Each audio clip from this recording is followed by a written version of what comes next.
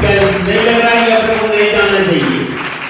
मैं इसी को वादा कर रहा हूँ दोस्तों, कोई कहता है 3 साल, कोई कहता है कि 4 साल, कोई कहता 5 साल।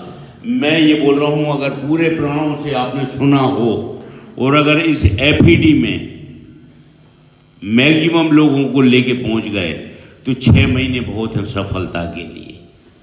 बस करना क्या है, एक बार वो काम करना है जो करने का मन ना हो।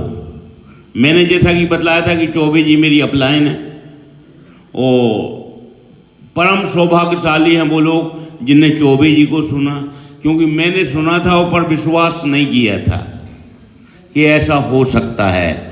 अभी तो 900 रुपये की टिकट आ रही, उस समय 3000 रुपये की आ रही थी। मेरी शादी हुई थी, शादी के बाद कहीं घूमने नहीं गया था तो मैंने 2 टिकट ले ली थी, ये सोच के कि चलो इसी बहाने दिल्ली घूम आएंगे। जैसा कि एक सिल्वर बोल रहे थे कि चैलेंज आते हैं, तो चैलेंज भी आए थे मुझे। ज़्यादा आपका समय नहीं लूँगा, पर क्या हुआ कि वहाँ पर जब मैं पहुँचा तो हर आदमी अपने बच्चों के बारे में, जब शादीशुदा हो जाता है तो वो बच्चों के बारे में सोचते हैं, और बच्चे अपने माँ बाप के बारे में सोचते हैं क्या?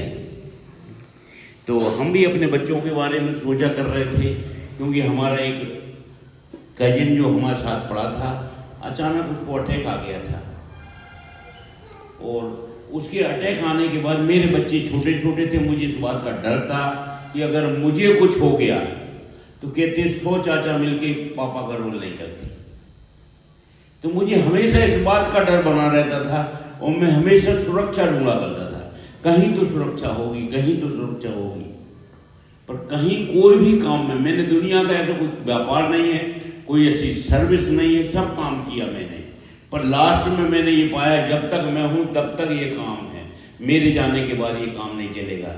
पर जब वो 6000 रुपये की टिकट हम लोगों ने ली और एक फंक्शन में गए, तो एक गोवा के डायमंड बता रहे थे कि उनकी अपलाइन की उम्र उस समय उन्होंने बतलाई 12 साल।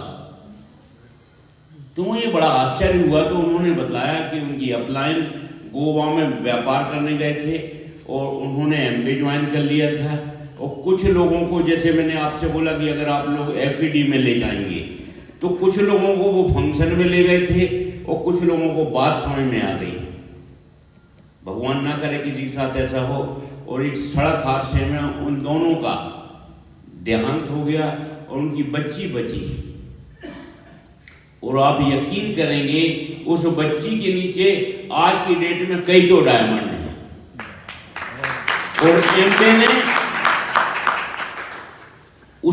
उन्होंने हमें बतलाया उस FED में कि उस बच्ची के लिए MBA कंपनी ने एक व्यवस्था कर दी कि पूरी पढ़ाई लिखाई उसकी और पूरा अकाउंट में उसके पैसा जमा होता रहा। और जब वो 18 साल की हुई तो पूरा पैसा उसको गया, और उसका बिजनेस, उसको माँ बाप का बिजनेस उनको चला गया।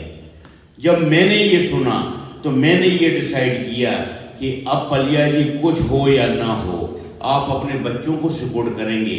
और थैंक्स गॉड आज मेरा बेटा B करके निकला है, 78% उसके मार्क्स आए, पर मैं उसके ऊपर बोझ नहीं बना हूँ कि बेटा नौकरी कर, क्योंकि दुनिया की सबसे खूबसूरत और सबसे प्यारी चीज़ अगर कुछ होती है तो वो होती है औलाद।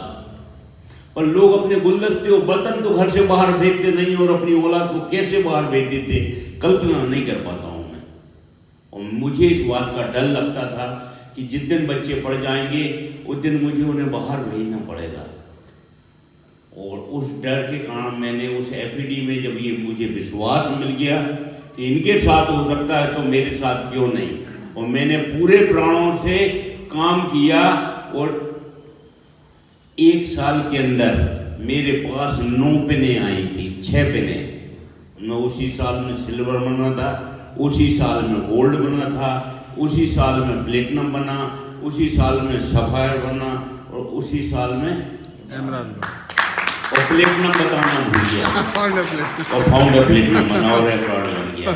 और मेरे घर में लगभग 30 तोला 300 ग्राम सोना आया था, और करीब 20-30 लाख रुपए कैश आए थे। और वो दिन है कि आज का दिन परमात्मा जानता है कि हमने काम ही नहीं किया। और ऐसा कोई साल हमें याद नहीं है जिस साल हमने विदेश यात्रा न की हुई। सारे ट्रिप क्वालिफाई। मैं अभी बताऊं आपको कि जब मेरी पत्नी झूला झूल रही थी, कहां पर? सिंगापुर।